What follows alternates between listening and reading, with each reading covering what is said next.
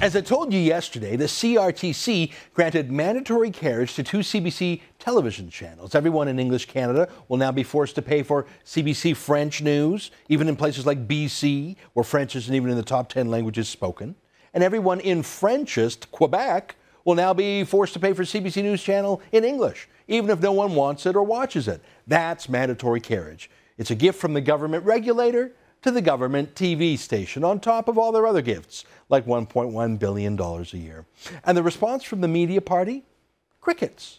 Hang on, didn't every pundit around the country warn the CRTC not to give mandatory carriage to us here at The Sun?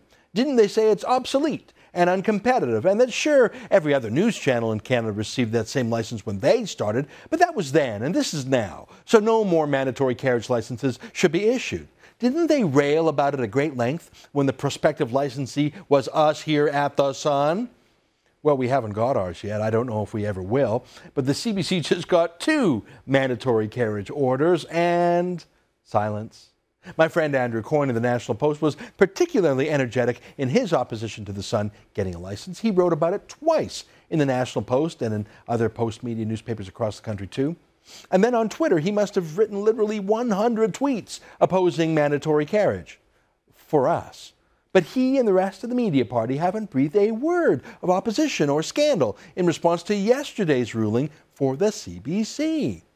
Maybe, just maybe, do you think that their opposition to us wasn't on commercial or technological or regulatory grounds, but maybe, just maybe, all of those arguments were just a mask for their true rationale? They just don't want The Sun because of our editorial stances and our personalities. But that would be too crass to actually say.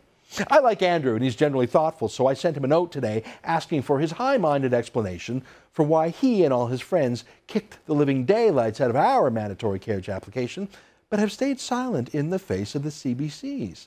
Here's what he wrote back to me. The mandatory carriage is only a requirement in regions where they have hardly any viewers.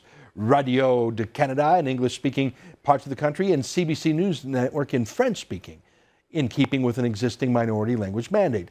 Probably not effective public policy, probably shouldn't be the policy, but it is in fact the policy, as opposed to, say, devising new ways to pick the cable subscriber's pocket, unquote.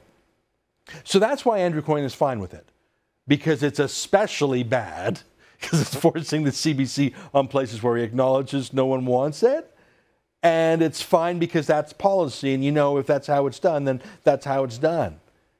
He compares that high-minded way of doing things to devising new ways to pick the cable subscriber's pocket, which I suppose he means what we're doing. But didn't he just okay picking the subscribers' pockets if it's the CBC? Isn't that my whole point here?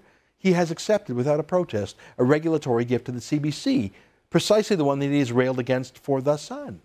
Now, I told him what I was on about today, the media party's double standard. I asked him if he intended to write about this subject again or stay silent. Here's what he wrote back, quote, I may write about this again or I may not, on my own schedule and depending on other events. Lots else going on, as you may have noticed, unquote. Well, see, that's the thing. There's always something else going on. I mean, we could talk about an alleged video of the Toronto mayor again. It's only been 3 weeks. Perhaps there's a new angle.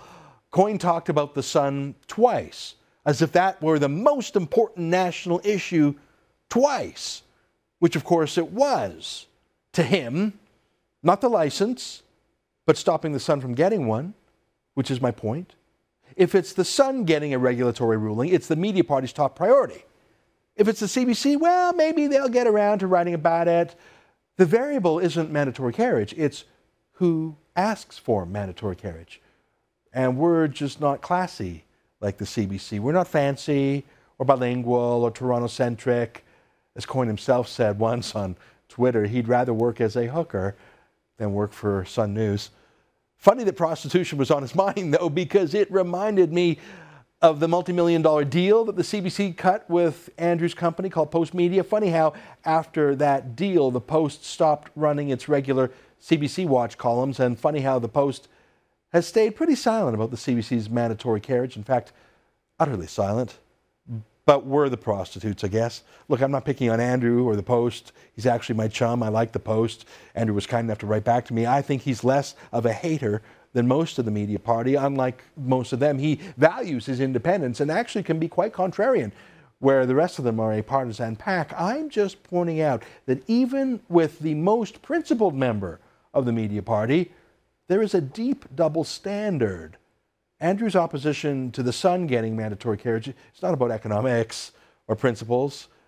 It's brute politics. It's about shutting us up and keeping the grubby people out of the cool kids club. We'll soon find out if the CRTC agrees. I'm Ezra Levant, fighting for freedom and diversity in Canada's media. I'll see you tomorrow. Bye-bye.